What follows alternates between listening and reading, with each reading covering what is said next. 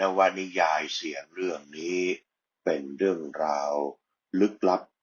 ของสิ่งที่เรามองไม่เห็นมีชื่อเรื่องว่าแหวนเดือดนกตอนที่หนึ่งบทประพันธ์ของนักคราวราพันธ์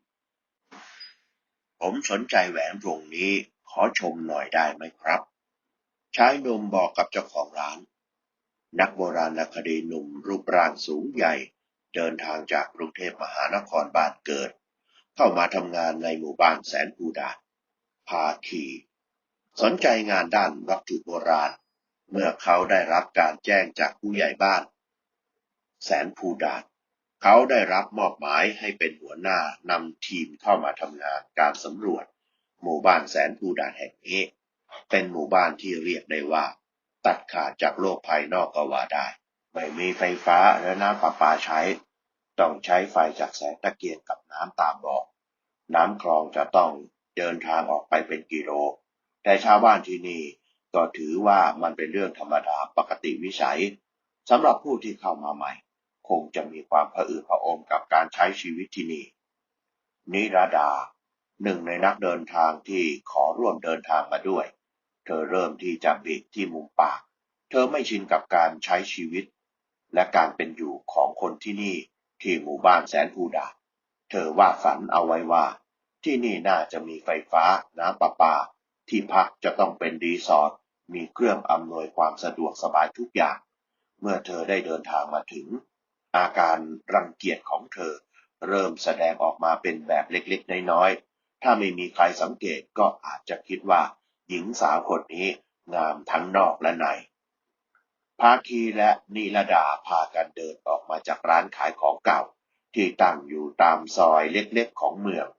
ภาคีพอใจกับแหวนพลอยสีเลือดนกวงนี้เป็นอย่างมากเขาไม่แน่ใจเหมือนกันว่าทำไมและอะไรดลใจให้เขาต้องการแหวนวงนี้เป็นอย่างมากมายตั้งแต่แรกเห็นนิรดาต่างหากที่ไม่ค่อยจะพอใจสักเท่าไหร่ที่แฟนหนุ่มของเธออยากจะได้แหวนบ้าบอวงนี้เธอคิดในใจว่า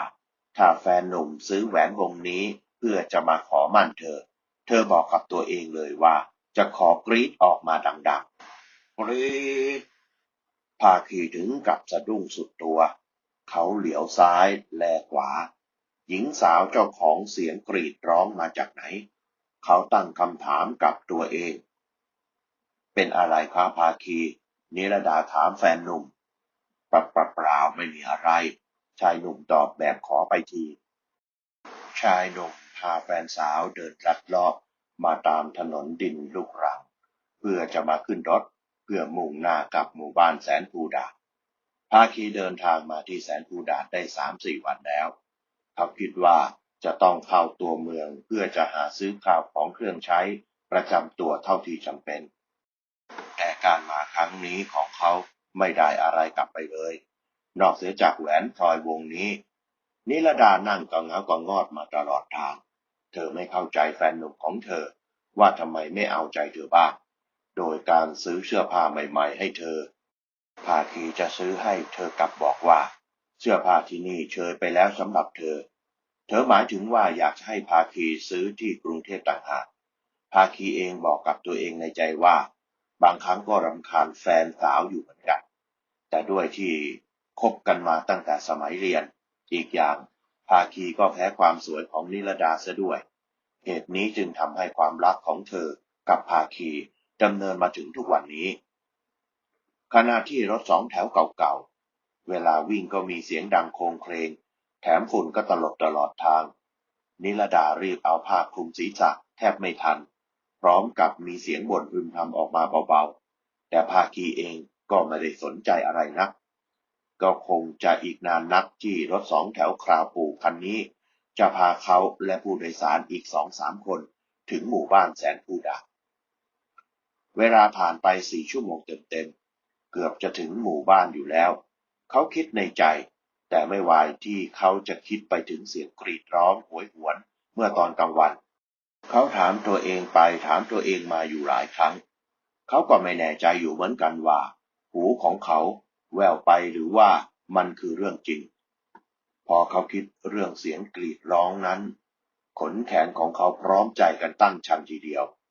ความสับสนในใจของชายหนุ่มเริ่มจะหาคำตอบมิได้เสียแล้ว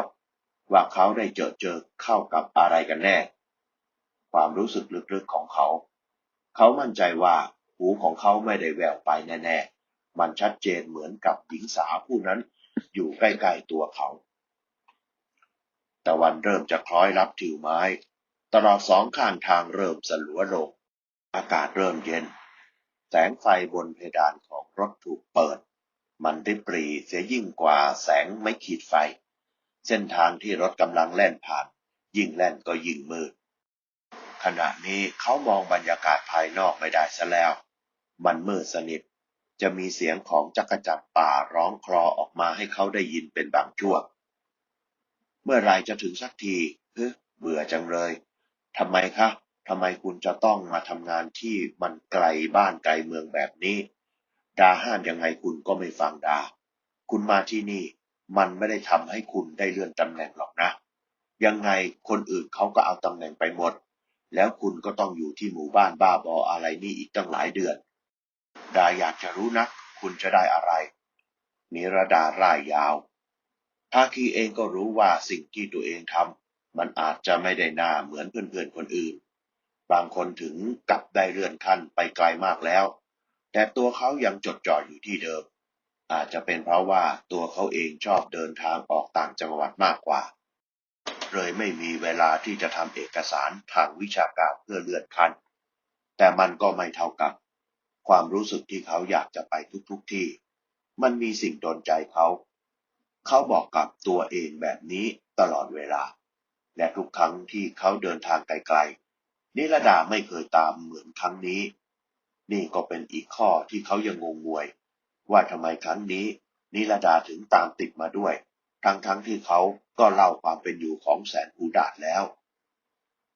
ชายหนุ่มนั่งฟังแฟนสาวบ่นเป็นไฟแต่เขาก็นิ่งเงียบเหมือนเช่นเดิมเขาคิดว่าไม่อยากจะต่อความยาวสาวความยืด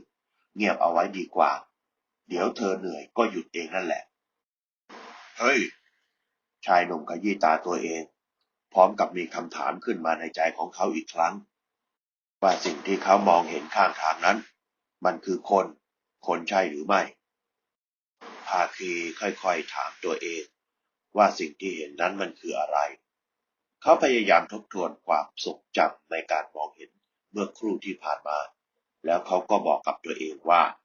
สิ่งที่เขามองเห็นมันคือหญิงสาวแม้ว่าข้างทางที่เขามองนั้นมันมืดมากแต่ก็พอจะเห็นลางๆว่ามันคือภาพของผู้หญิงแน่นอนนอกจากนั้นเขาก็จำรายละเอียดอะไรไม่ได้อีกแล้วชุดที่หญิงสาวสวมใส่เขาก็ยังนึกภาพไม่ออกภาคีจำต้องลบภาพเหล่านั้นออกไปจากความทรงจำเขาอยากจะเหลือพื้นที่เอาไว้ให้จดจำเรื่องงานมากกว่าเป็นอะไรคะอยู่ๆก็ร้องเสียงหลงขึ้นมาหญิงสาวเสียงเข้มขึ้นเธอเองก็ตกใจกับเสียงของเขาเหมือนกันขอโทษนะดาผมแมลงมันบินเข้าตาแต่ตอนนี้ออกแล้วเขาจำเป็นที่จะต้องตอบกลบเกลื่อนไปเพราะว่าขี้เกียจอธิบายอีกอย่างแฟนสาวของเขาค่อนข้างกลัวสิ่งที่มองไม่เห็นอยู่มากเสียด้วยเสียงเครื่องยนต์ค่อยๆเริ่มเบาลงนั่นแสดงว่าถึงแสนภูดาษแล้วเขาค่อยๆขยับตัวลุกขึ้นพร้อมกับกระเป๋าสะพายที่ติดตัวไปด้วยนิรดารีบสะบัดผ้าคลุมไหล่ผืนใหญ่พร้อมกับทำปากกระมุบกระมิบเธอนึกในใจว่าทำไมบ้านเมืองแถวนี้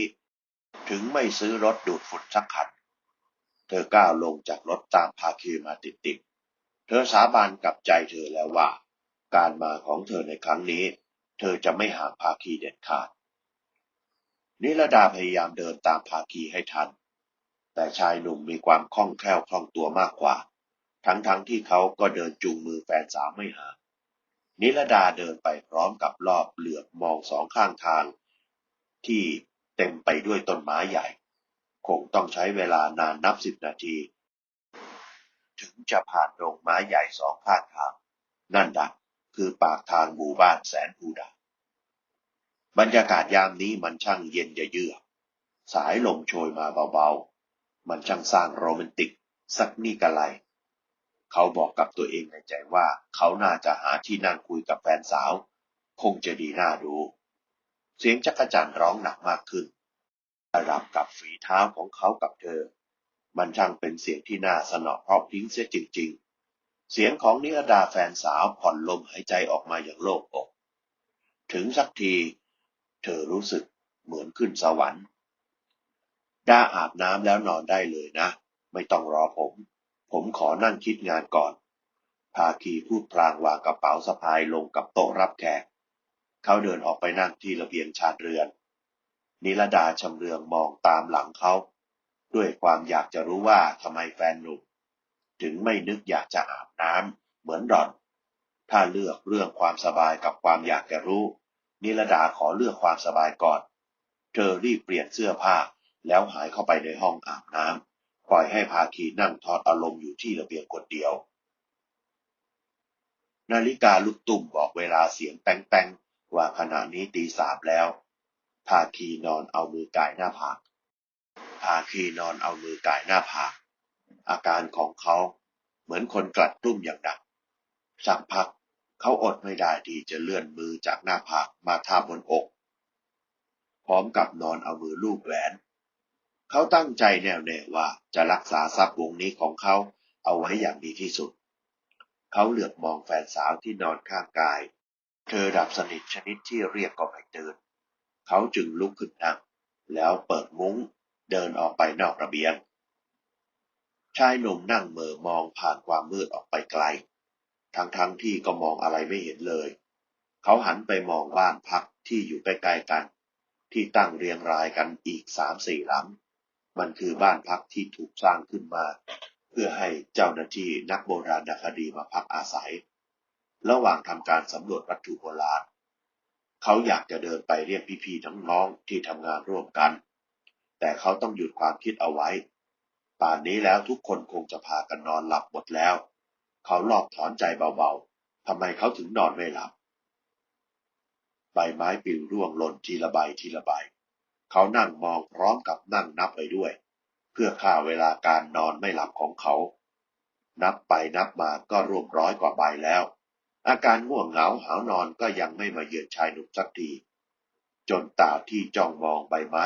เริ่มที่จะพร่ามัวเสียแล้วทันใดนั้นสายตาพร่ามัวของเขาก็จ้องมองผ่านความมืดเกิดภาพของหญิงสาวคนนั้นอีกแล้วเขาบอกในใจกับตัวเองฮือฮือฮือฮือเสียงสะอื้นดังแว่วมาแต่ไกลเธอชายหนุ่มพูดละคนเพ้อออกมาเบาๆในลำคอบรรยากาศยามนี้นอกจากจะเย็นจะเยือกอยู่แล้วยังมีบรรยากาศวังเวงเข้ามาแถมท้ายเขาพยายามถามตัวเองในใจอีกว่ามันน่าวังเวงหรือว่าน่าพิสมัยเขามั่นใจแล้วว่าสิ่งที่ตรงหน้าไกลๆนั้นเป็นร่างของหญิงสาวแน่นอนหล่อนก็คือคนเดียวกับที่เขาพบเจอที่ริมทางนั่นเองเขาแวบขึ้นมาในใจทันทีว่าทำไมเขาไม่บอกกับรถโชเฟอร์ให้หยุดรับเธอแสดงว่าเธอเดินตามทางลูกรังมาคนเดียวอย่างนั้นเหรอเขารู้สึกผิดอยู่ในใจทันทีชายหนุ่มก้าวขาเดินลงบันไดไปหาเธอเขาเองก็ยังถามตัวเองอีกว่าจะลงไปหาทำไมเธอเองก็กวักมือเรียกเขาในทันทีบรรยากาศวังเวงพร้อมกับมีเสียงหมาหอนส่งรับกันเป็นทอดๆตอนนี้เขานึกอย่างเดียวว่ามันน่าจะเป็นสุนัขเพศผู้ที่ร้องหาเพศเมียมากกว่ามันกำลังเห็นวิญญาณชั่วอึดใจภาคีเดินมาหยุดตรงหน้าของหญิงสาวราวกับโดนมนต์สะกดหยุดร้องไห้เถอะครับเขาพูดได้แค่นั้นความรู้สึกก็ดับวูบลงภาคีมารู้สึกตัวขึ้นมาอีกทีเขาพยายามมองไปรอบๆว่ามันคือที่ไหนมองยังไงมันก็ไม่ค่อยจะคุ้นสักเท่าไหร่จนชายหนุ่มพยายามลุกขึ้นนั่งเขาต้องสะดุ้งสุดตัวเมื่อมีหญิงสาวคนเดิมมานั่งอยู่ใกล้ๆเธอภาคีถามแบบงงๆหญิงสาวยิ้มหวานให้กับชายหนุ่มมันยิ่งทำให้ใจของชายหนุ่มอย่างเขาแทบจะละลายนี่เป็นครั้งแรกที่เขาได้ยนต์โฉมของหล่อนไว้ใกล้ๆเธอสวยดีที่สุดผมยาวประบ่าดวงตากลมโตผิวขาวเนื้อนวลเปล่งปลั่งทำให้หัวใจชายหนุ่มสั่นคลอนเลยทีเดียวภาคีจะต้องรีบเอาธรรมะเข้าข่มจิตใจทันที เราชื่อเพียงฟ้าเรียกเราว่าฟ้าก็ได้หญิงสาวแนะนำตัวเองด้วยเสียงหวานชวนให้หัวใจชายหนุ่มแทบคลั่งเสียงหมาพากันเห่าหอนหนักยิ่งขึ้นทั้งที่แสนภูดาษไม่มีบ้านไหนเลี้ยงสุนัขเอาไว้สักตัวมันก็น่าแปลกฟ้าเหรอชายหนุ่มเพ้อพูดออกมาชายหนุ่มเพิ่งจะสังเกตว่าหญิงสาวที่นั่งคุยกับเขาอยู่ตรงหน้าเธอผู้นี้สวมใส่ชุดนอนที่บางเบาวาบวิวใจของเขาเต้นไม่เป็นจังหวะเขาถามตัวเองอยู่ในใจอยู่2-3 รอบหญิงสาวต้องการอะไรจากเขาถึงมานั่งคุยกับเขายามค่ำคืนด้วยชุดนอนที่บางเฉียบแบบนี้เขาพยายามรอบมองสำรวจเรือนร่างที่มีชุดนอนบางๆคลุมกายของเธอยามที่เธอเบนสายตาไปทางอื่นที่ไม่ใช่มองเขาเขาคิดว่ามันอาจจะเป็นการเสียมารยาทต่อหญิงสาวแต่เขาก็แก้ตัวว่าเขาก็คือผู้ชายคนหนึ่งที่ยังละกิเลสไม่ได้เมื่อหญิงสาวมานั่งคุยด้วยกลางดึกแบบนี้มันก็ต้องคิดกันบ้างเป็นของธรรมดาเขาบอกกับตัวเองในใจชอบบรรยากาศที่นี่ไหมจ๊ะชีวิตแบบบ้านๆไม่มีไฟฟ้าไม่มีน้ำประปาหญิงสาวถามพร้อมกับยิ้มให้อย่างเย้ายวนชอบครับภาคีรีบรับคำชายหนุ่มกับหญิงสาวนั่งคุยกันอย่างถูกคอโดยที่ไม่สนใจสิ่งรอบข้างว่าประกอบไปด้วยอะไรใบไม้ที่ร่วงหล่นใบแล้วใบเล่าจากร้อยเป็นพันจากพันหน้าจะเลยหมื่นทั้งคู่ก็ยังนั่งคุยกันไม่หมดเรื่องคุยสักทีเวลาผ่านไปนานแค่ไหนไม่มีใครรู้ภาคีถามเพียงฟ้าตอบมันช่างเป็นช่วงบรรยากาศที่แสนหวานซะจริงๆเสียงเห่าหอนของบรรดาสุนัขลึกลับที่ต่างพากันโก่งคอหอนกลับกลายเป็นเสียงเพลงขับกล่อมให้หนุ่มสาวทั้งคู่นั่งคุยกันอย่างเพลิดเพลินจบตอนที่1